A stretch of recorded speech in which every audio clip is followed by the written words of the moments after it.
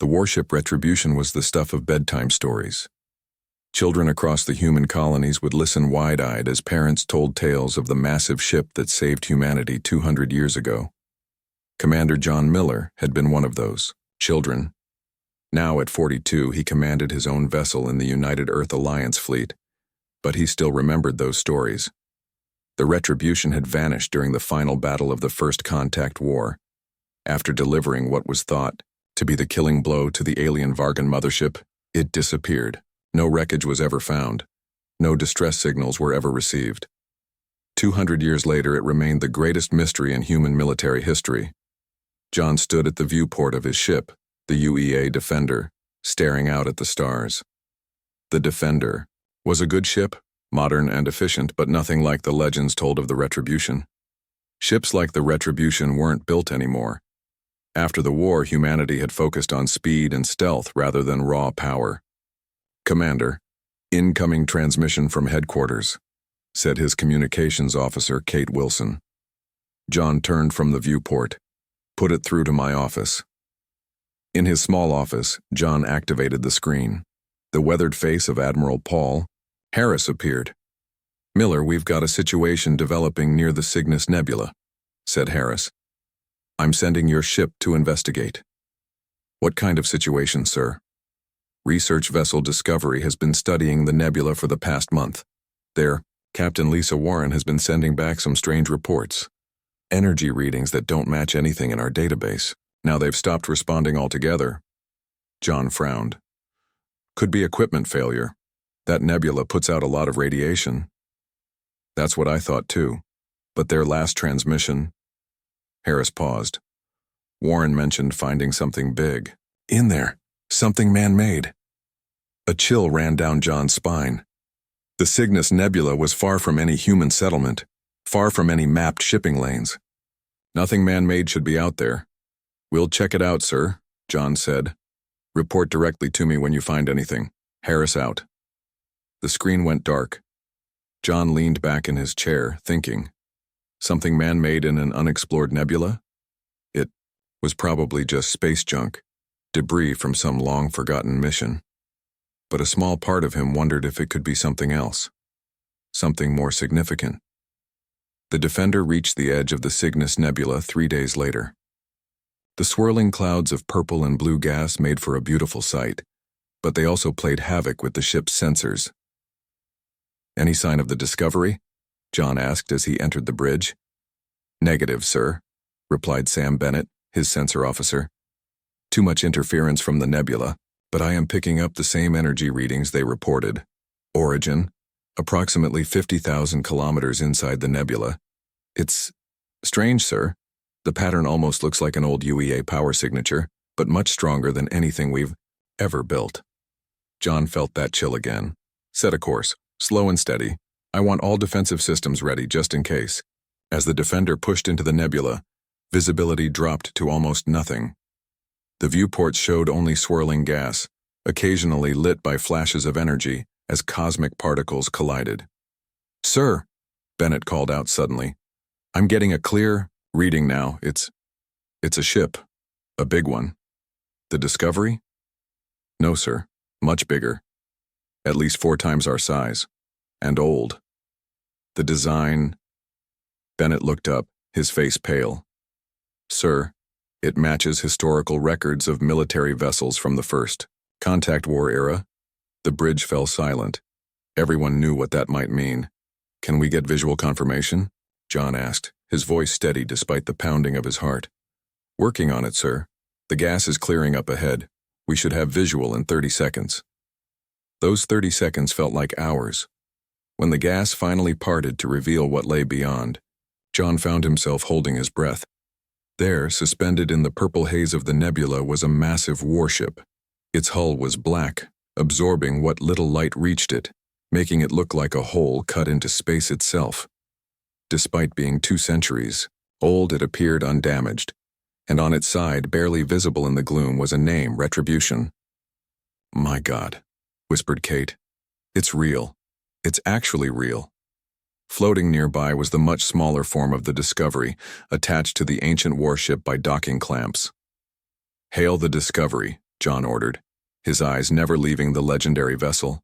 After several attempts, the communication screen flickered to life, showing the face of Captain Lisa Warren. She looked exhausted but excited. "Commander Miller, thank goodness you're here. You won't believe what we found. I'm looking at it right now, Captain. Is that really the Retribution?" "Yes, perfectly preserved inside this nebula. We think it was caught in some kind of time anomaly during its final battle. For the ship, only a few months have passed." John struggled to process this information. "Have you been aboard?" "Yes, it's incredible. Most systems are still operational, just dormant, and Commander..." She lowered her voice. "We found something else. The ship's AI core is intact. It contains the digitized consciousness of the original Captain Susan Grant. The implications were staggering. Captain Grant had been a hero of the First Contact War, presumed dead along with her ship. "Have you activated the AI?" John asked. "Not yet. We wanted authorization first. This is beyond anything we expected to find." John nodded. "Secure everything and prepare for my team to board. I'll report to headquarters."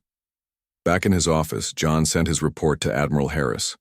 The response was immediate, a Priority 1 fleet-wide alert. The Retribution was to be secured and studied at all costs.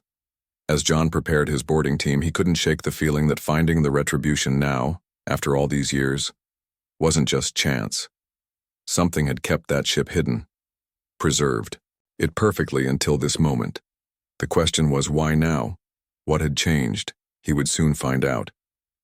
As his shuttle approached the massive ancient warship, long-range sensors throughout human space began detecting something approaching from beyond the galactic rim.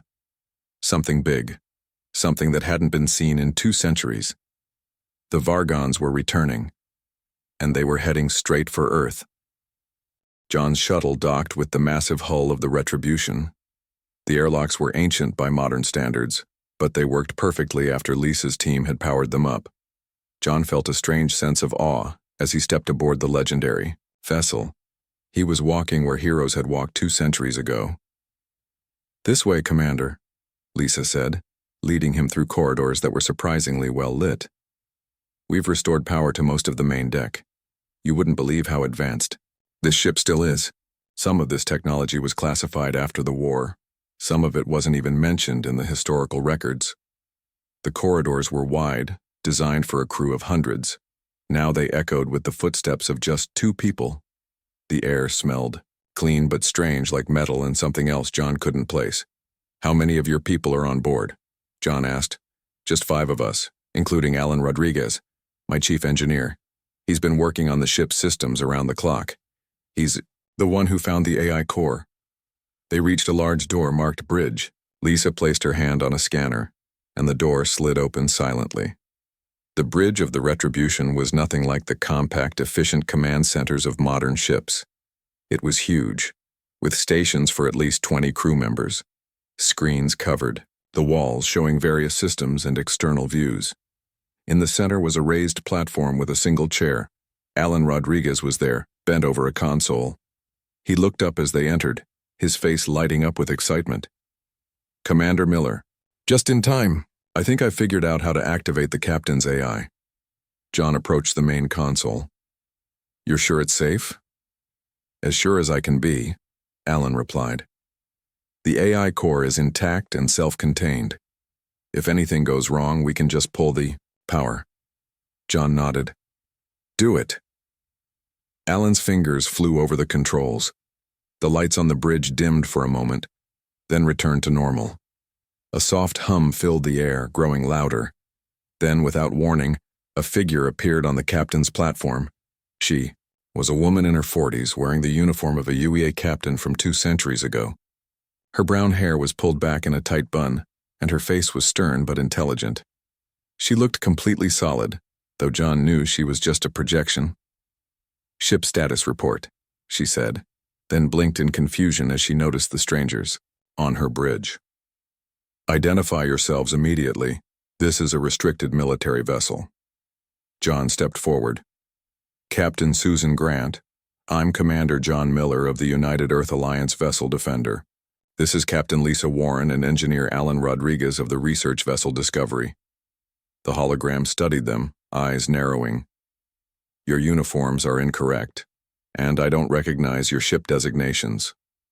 She turned, taking in the powered down stations around her. Where is my crew? What has happened to my ship? Lisa moved closer. Captain Grant, there's no easy way to say this. Your ship has been missing, presumed destroyed for over 200 years. The AI's face showed shock, then disbelief. That's impossible. We were just engaging the Vargon mothership in the Battle of Proxima Centauri.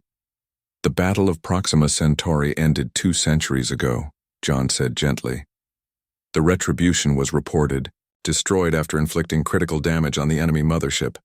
The Vargons retreated and humanity declared victory. You've been gone all this time. Captain Grant's hologram sat down heavily in her chair. Despite being an AI, her reaction looked completely human. 200 years, she whispered. My crew? All presumed lost with you, Lisa said. I'm so sorry. Grant nodded slowly, processing this information. And the ship? How did you find us? Alan stepped forward. You were trapped in a temporal anomaly inside the Cygnus Nebula. For you, only a few months have passed since that battle. For the rest of us, it's been 2 centuries. The ship is remarkably well preserved. A temporal anomaly, Grant repeated. That explains it. We were deploying the gravitational weapon against the Vargon ship when something went wrong. There was a flash of light, then nothing.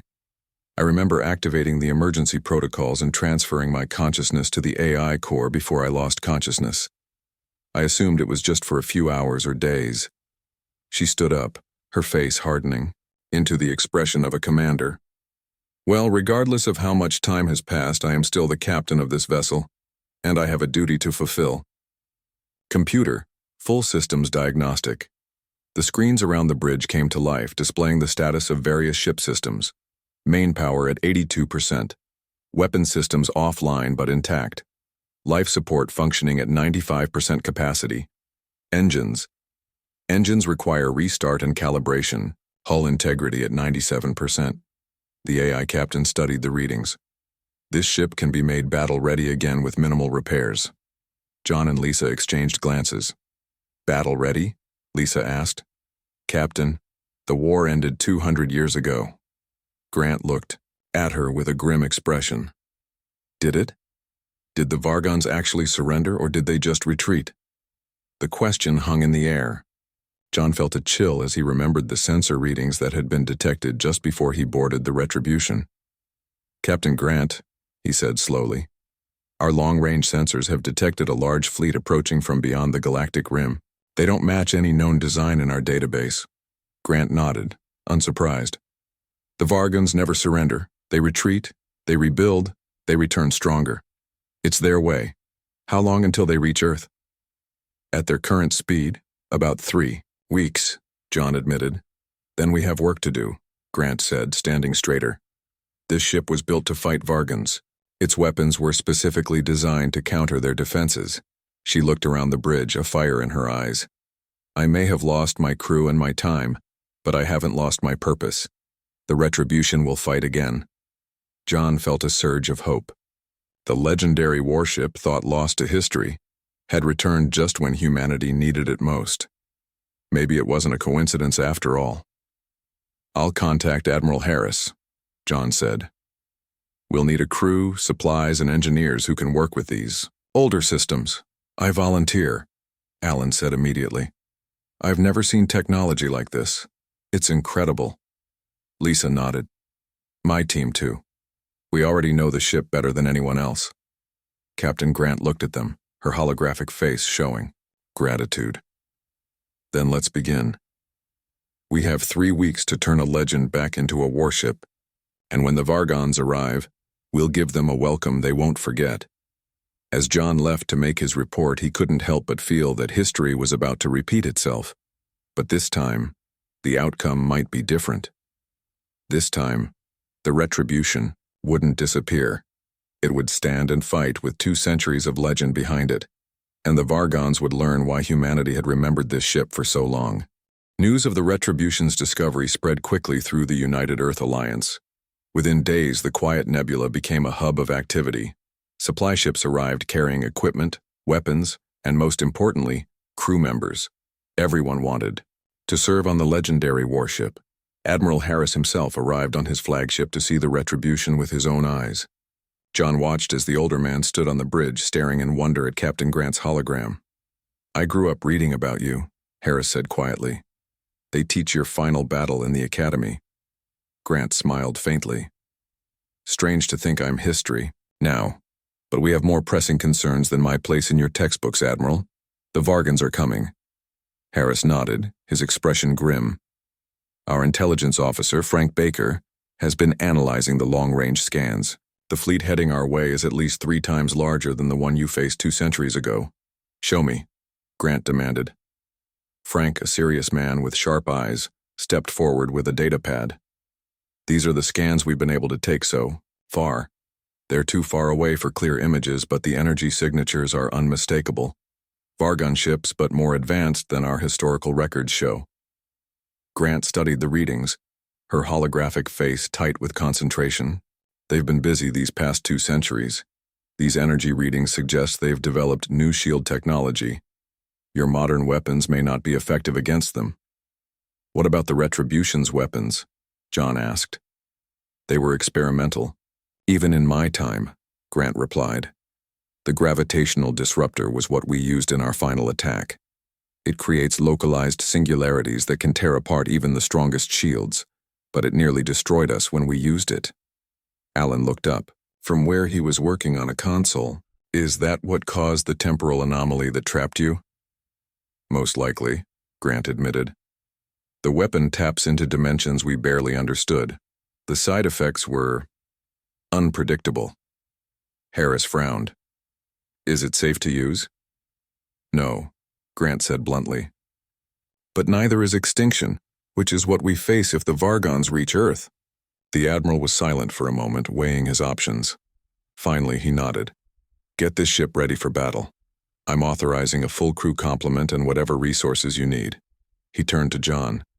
"Commander Miller, I'm giving you command of the Retribution. Captain Grant will serve as tactical advisor. Between your modern training and her experience with the Vargons, you might just pull this off." John felt the weight of responsibility settle on his shoulders. "Yes, sir." Over the next 2 weeks, the Retribution slowly came back to life. Modern systems were carefully integrated with the ancient technology. The weapons were tested, calibrated, and tested again. Crew members learned their stations under the watchful eye of Captain Grant's AI, but not everyone was confident in the old warship. During a briefing with the fleet commanders, Captain Eric Randall of the modern warship Valiant voiced his doubts. "With all due respect, Admiral, we're putting too much faith in a museum piece. The Retribution might have been advanced for its time, but that time was 200 years ago. My ship has the latest defenses and weapon systems. We should be focusing on modern solutions, not relying on legends." Grant's hologram projected into the meeting fixed Randall with a cold stare. "Captain, the Vargons faced your modern solutions in the First Contact War. They adapted. They overcame. The only reason humanity survived was because we deployed weapons they had never seen before. Weapons like those on the Retribution. Weapons that got your crew killed." Randall shot back. The room fell silent. John saw Grant's hologram flicker slightly, the only sign of her emotional response. "You're right, Captain," she said quietly. "My crew paid the ultimate price, but they bought humanity 2 centuries of peace. What will you be willing to sacrifice when the Vargons arrive?" Randall had no answer. As the meeting broke up, Frank approached John with a troubled expression. "Commander, there's something else you should see." In a private room, Frank showed John and Grant a series of historical records.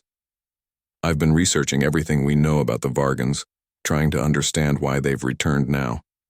I found these reports from deep space monitoring stations. There have been signs for decades, strange signals, unexplained disappearances of outpost ships.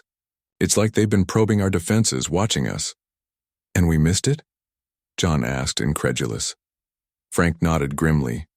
After the war, humanity wanted to believe the threat was gone for good. We turned inward, focused on rebuilding. The military budget was cut. Deep space monitoring became an afterthought. Classic human short-sightedness, Grant murmured. We did the same thing before the first contact war. Signs were there, but no one wanted to see them. It gets worse, Frank continued. Based on their approach vector, the Vargons have to know about the retribution. They're heading directly for the nebula, not Earth. John felt a chill. They're coming for the ship specifically? Why? Grant's face darkened. Because they fear it. The Retribution was the only human vessel ever to inflict significant damage on their fleet. They want to eliminate it before engaging the rest of your forces. Then we need to move, John decided. We can't wait for them to reach us here. We have to take the fight to them, away from Earth. Agreed, Grant said. Better to face them on our terms than theirs. The next day, Admiral Harris gave the order. The Retribution, now fully crewed and as ready as it could be, would lead a battle group to intercept the Vargon fleet before it could reach inhabited systems. As the massive warship pulled away from the nebula that had been its home for 2 centuries, John stood on the bridge watching the stars through the main viewport. The crew around him, a mix of experienced officers and young recruits who had grown up on tales of the Retribution, worked. With a quiet intensity, Captain Grant's hologram appeared beside him. Worried, Commander? Wouldn't you be? John asked. Grant smiled faintly. Before every battle. But fear can be useful if you don't let it control you. John nodded, taking a deep breath. The Vargons think they're hunting us. Time to show them. They're wrong. Set course for the intercept point, he ordered. All stations prepare for battle. It's time for the Retribution to earn its legend. The ancient warship, once thought lost to history, moved with gathering speed toward its destiny. Behind it followed the modern ships of the United Earth Alliance, sleek and fast but untested in true war. Ahead lay an enemy that had spent 2 centuries preparing for revenge. The final battle for humanity's future had begun. The battle group traveled for 5 days to reach the intercept point. With each passing hour, the crew of the Retribution grew more tense. Most had never seen real combat. The United Earth Alliance had enjoyed peace for so long that war was just something in history books. In the ship's main engine room, Alan worked tirelessly with his team. The Retribution's power core was unlike anything in modern ships. It glowed with a blue light that pulsed like a heartbeat. How's it looking? John asked, coming to check on their progress. Alan wiped sweat from his forehead. Amazing and terrifying at the same time. This core produces 3 times the power of modern systems, but it's also less stable. No wonder they stopped building them this way. Will it hold during battle? It should. But the gravitational weapon draws power directly from the core. When you fire it, you're basically unleashing a small star. There's no way to predict exactly what will happen. John nodded grimly. Just do your best to keep us from blowing ourselves up. On the bridge, Lisa had taken the role of first officer. She worked with Captain Grant's AI to understand the ship's unusual systems. Grant could control many functions directly through her connection to the ship, but she needed human hands for others. The targeting systems are different from what I'm used to, Lisa admitted. They're designed to predict Vargon movements, Grant explained. Their ships move in patterns that seem random but actually follow complex mathematical rules. Our computers can identify those patterns and fire where they will be, not where they are. Frank entered the bridge with a worried look. Commander, we've got the first clear visuals of the Vargon fleet. The main screen lit up with images that made everyone fall silent. The Vargon ships were massive, their hulls covered in what looked like black scales that shifted and moved constantly. They're adaptive armor, Grant said quietly. It reconfigures to defend against whatever weapons are used against it. That's why conventional weapons eventually became useless in the First War. How many ships? John asked. 57 total. 1 command ship, twice the size of the others. 42 battle cruisers. 14 support vessels. Frank's voice was tight. We have 20 ships total in our battle group. John looked at Grant. Can we win this? The AI captain studied the images, her face showing no fear. Not by conventional means, but we don't fight conventionally, do we, Commander? John smiled slightly. No, we don't. He turned to address the bridge crew. Send word to the fleet. Final battle preparations. All ships to take position behind. The Retribution will lead the charge. As the battle group arranged itself for the coming fight, Captain Eric Randall of the Valiant requested a private channel with John. Commander Miller, I want to apologize for my comments during the briefing, Randall said, looking uncomfortable. I've been studying the historical records of the Retribution's battles, what your ship did in the First Contact War. It was remarkable. Thank you, Captain. But it's not my ship. It belongs to all of humanity. And right now humanity needs every ship working together. Randall nodded. The Valiant will follow your lead, Commander. Good hunting. One by one, the other captains checked in, confirming their readiness. The fleet moved into formation, the Retribution at its center. The massive old warship looked out of place among the sleek modern vessels, like an ancient warrior standing among athletes. Vargon fleet will reach weapons range in 30 minutes, Frank announced. John took his place in the command chair, feeling the weight of history.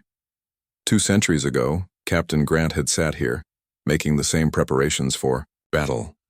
Now her AI stood beside him, guiding a new generation to face the same enemy. All hands to battle stations, John ordered. Activate all defensive systems. Bring weapons online. Throughout the massive ship, crew members hurried to their posts. In the engine room, Alan watched as the power core's pulse quickened, feeding energy to the awakening weapons. On the bridge, Lisa coordinated the sensor feeds, working with Frank to track the approaching enemy fleet. Grant's hologram stood at tactical, her ghostly fingers moving over controls only she could see. They've spotted us, Frank reported.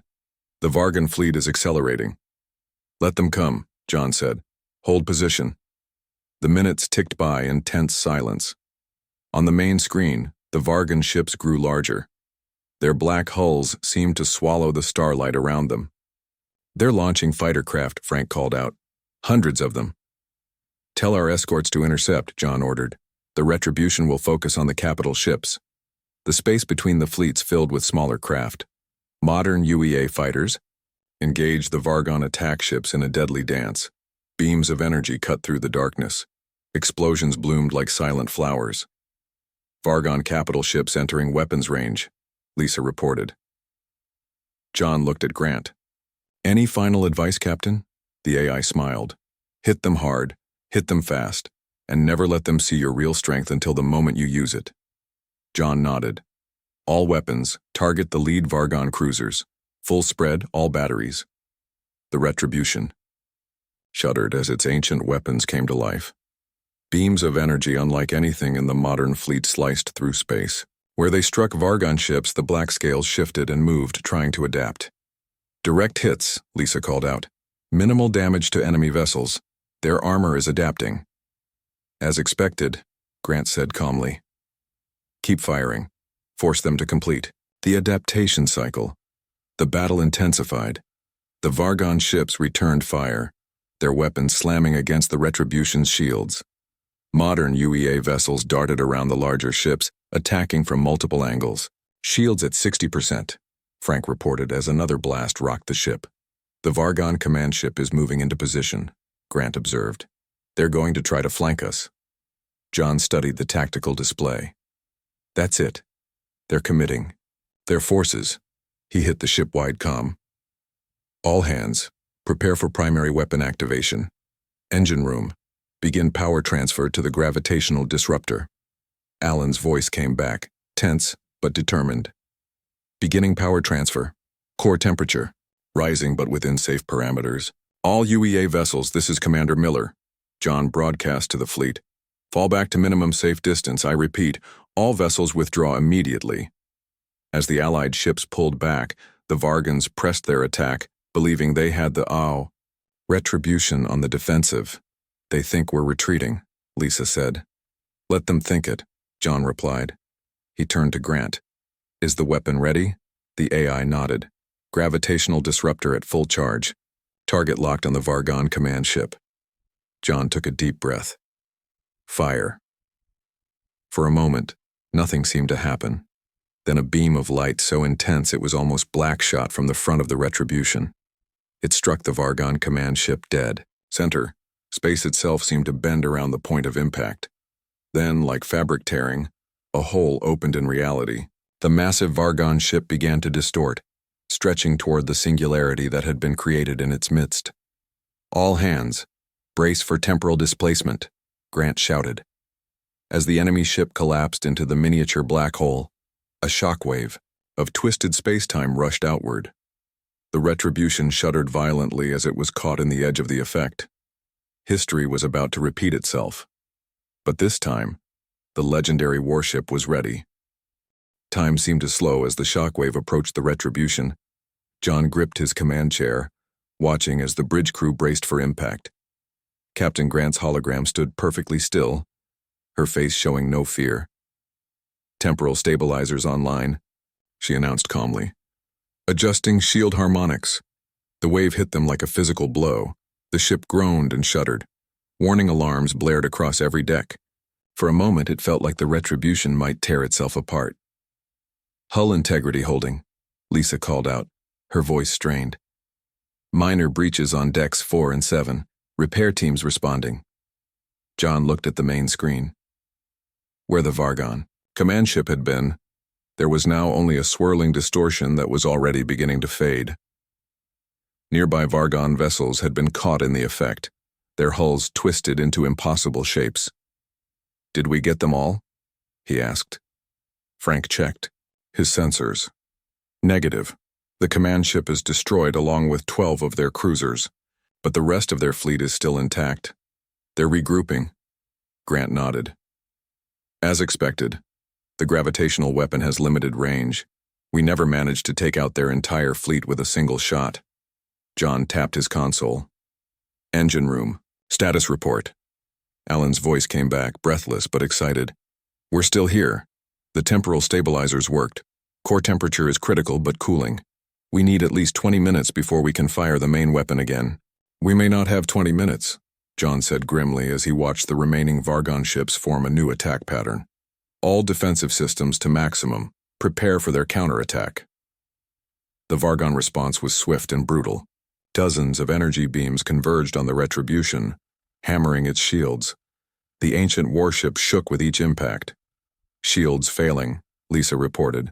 Down to 20% and falling. John opened a channel to the rest of the UEA fleet. All ships engage the enemy. Draw their fire away from the Retribution. Captain Randall's voice responded immediately. Valiant moving to intercept. All UEA vessels follow my lead. The modern ships surged forward, unleashing everything they had at the Vargon fleet. Their weapons were less effective against the alien armor, but their speed and numbers forced the Vargons to divide their attention. On the Retribution, John turned to Grant. We need options. We can't fire the main weapon again yet. The AI captain's eyes narrowed in thought. There's another way. The Retribution has secondary weapons that were also classified after the war. Quantum torpedoes. They're not as powerful as the gravitational disruptor, but they can penetrate Vargon armor. Why didn't we use them first? Because they're unstable. We only had a few and they were considered too dangerous for standard use. There are 5 left in the weapons bay. John didn't hesitate. Prepare to fire all 5 torpedoes. Target the largest remaining Vargon ships. As the crew rushed to comply, Frank called out from his station. Sir, I'm detecting an energy buildup in the largest Vargon cruiser. It's similar to our gravitational weapon. They've adapted, Grant said, her voice tight. They've studied our technology from the First War. They've created their own version of our weapon. John felt a chill. If the Vargons fired a gravitational weapon at the Retribution in its current state, they wouldn't survive. How much longer until our torpedoes are ready? He demanded. 1 minute, Lisa replied.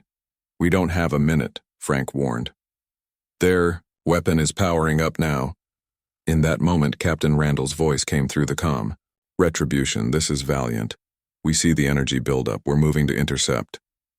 Before John could respond, the sleek modern warship accelerated directly toward the charging Vargon cruiser. "Randall, what are you doing?" John demanded. "What needs to be done, Commander?" came the calm reply. "The Valiant can't win this war, the Retribution can. It's simple math." On the screen, they watched as the Valiant drove straight into the Vargon ship. Both vessels erupted in a massive explosion that sent a shockwave through the battlefield. "Valiant is gone," Frank said quietly. "But they took out the Vargon cruiser with them." There was a moment of silence on the bridge. Then John straightened in his chair. "Make their sacrifice count. Status on quantum torpedoes?" "Ready to fire," Lisa answered. "Target the 4 largest remaining Vargon ships. Fire when ready." 5 glowing projectiles streaked from the Retribution toward the Vargon fleet. Unlike conventional weapons, they didn't explode on impact. Instead, they simply passed through the alien armor as if it wasn't there, then detonated inside the ships. The effect was devastating.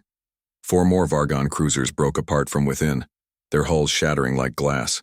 "Enemy fleet is in disarray," Frank reported. "They're breaking formation." Grant's hologram smiled grimly. They expected to face modern weapons they could adapt to.